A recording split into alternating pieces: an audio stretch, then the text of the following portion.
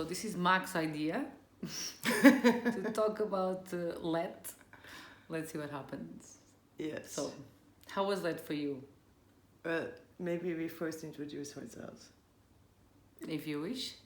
I'm Mac. It's down in the comments, as you see. Okay, this is not a good start. Let's just focus. We just talk. This is our audience. You're trying to control. Yes. Okay. So this is about this. Go on. You can start.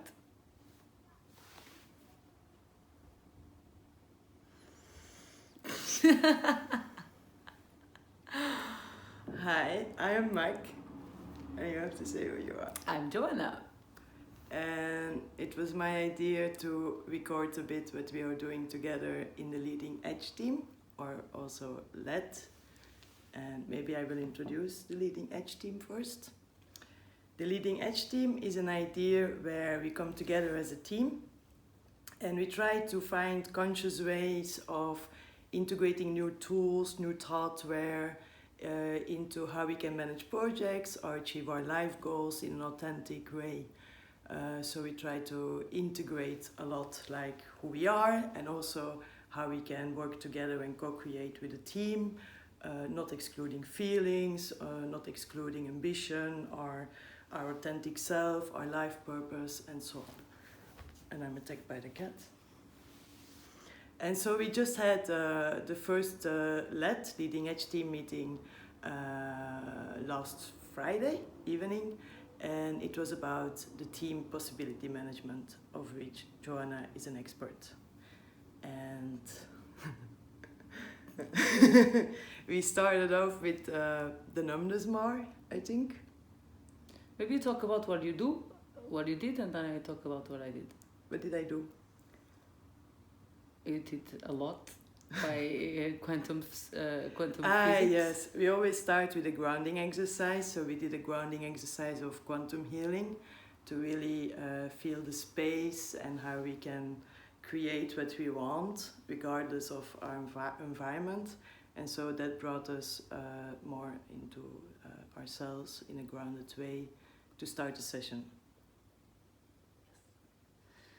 And then we evolved for a map of numbness. So what is it to be numb and what is to be out of numbness and what is in between of that field. So we experienced a map that shows in a scale from 0 to 100% how high is your numbness bar. So below that bar you don't feel anything or almost nothing. So you set your bar really high so you can just keep going in your life and not feel the pain of feeling.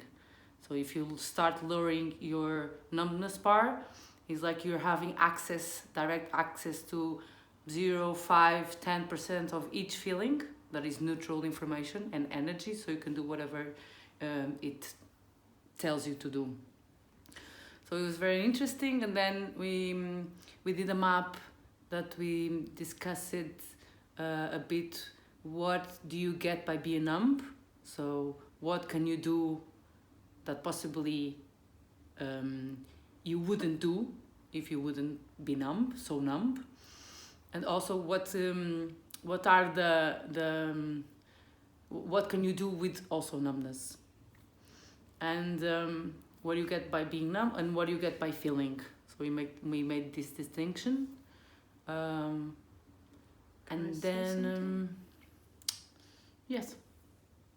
Yeah, so with a map, what Joana means is on a flip chart that we draw. In possibility management, there's a lot of like drawing on flip charts. And so that is the map that Joana was explaining.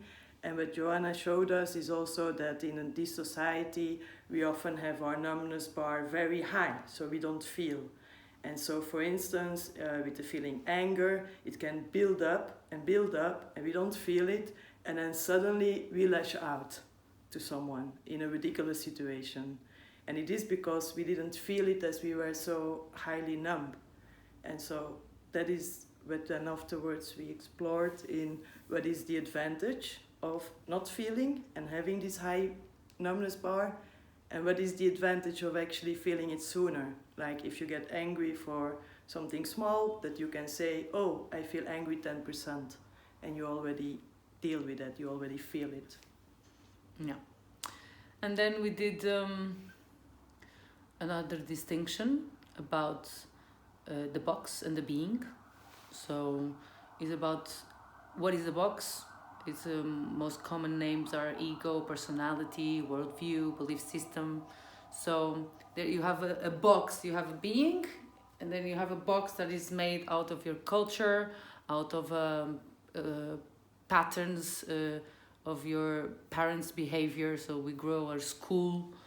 So it's made by all the beliefs, expectations, ideas that we carry throughout our life, thinking that are ours, but actually they were just part of us interacting with society and how we see it and how we perceive and behaved accordingly. And we did an exercise together.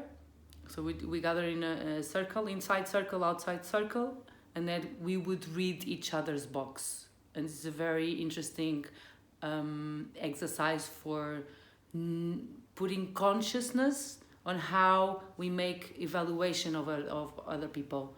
And then turning point is you talk with the box in your hand, so your box is not talking, and you talk from being to being and share what you see that the other is coming here to do, what are their potential, their qualities of being. And this is a major shift, and for me it's very interesting that we are doing this with friends and people that we don't know. So it raises, there are different levels of complexity and availability and then challenge. So it's quite nice. I like the challenge. I like a very good challenge, actually.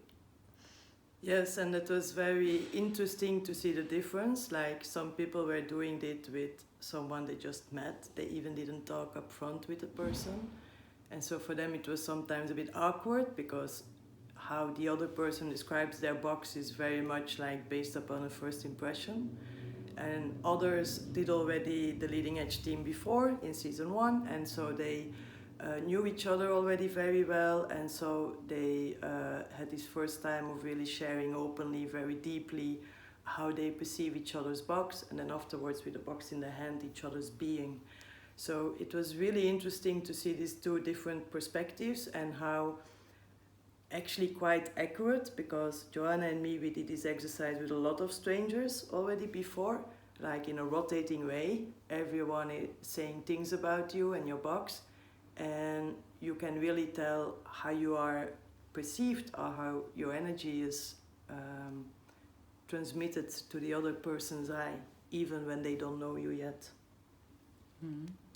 And so in possibility management, what the tools try to do is to have a complete conscious of your box, and also to start understanding the being that you are inside your box, and to expand the box where you want to expand the box, where you feel that maybe it's limiting you and it's not freeing you. And that is why the first workshop of possibility management is called Expand the Box. And Joana is a teacher of that. You can come to the training. It's a 3-day training. It's not just a workshop. So we practice like around 40 maps of new thoughtware. So yes, if you're interested, so maybe we call also me. Yes. So maybe we also have to explain possibility management as such. The idea is that we all are raised in a culture or society, or you go to school, you have your parents, you have whoever community around, and we get thoughtware. And as we know, thoughts impact feelings, thought impacts actions, thought impacts connections, what you do, what you achieve. And so the idea of possibility management is to challenge that thoughtware, that it's maybe a bit outdated, like it comes from generations and generations, and it's not enough challenged, like, is this the thoughtware, is this the way how we ideally think and work with our mind and with our feelings in the most authentic and conscious way, that we can be as human beings right now in this time. Yeah, it makes you evaluate what is yours and what is theirs, or your parents, your society. So it's making a distance between what you think you are and what you are actually are. Yes, and it also acknowledges that you can only be in the present moment, and you can only feel and think in the present moment, and you can actually not influence your environment. You cannot influence necessarily, well, you can try, but then you're manipulating. You cannot influence what someone else thinks, what someone else feels, and so on. So the only tool you have is actually yourself. And the more you take full responsibility of that tool, which is you, the more authentic you become and the more pure. You know, you don't need to hide or manipulate, or you can just be you in your full force and embrace the unknown as a creative field to co-create with others, or to do whatever you feel you're here to do in your one lifetime. I didn't got part of what he said, but I hope you did. Ciao. Ciao.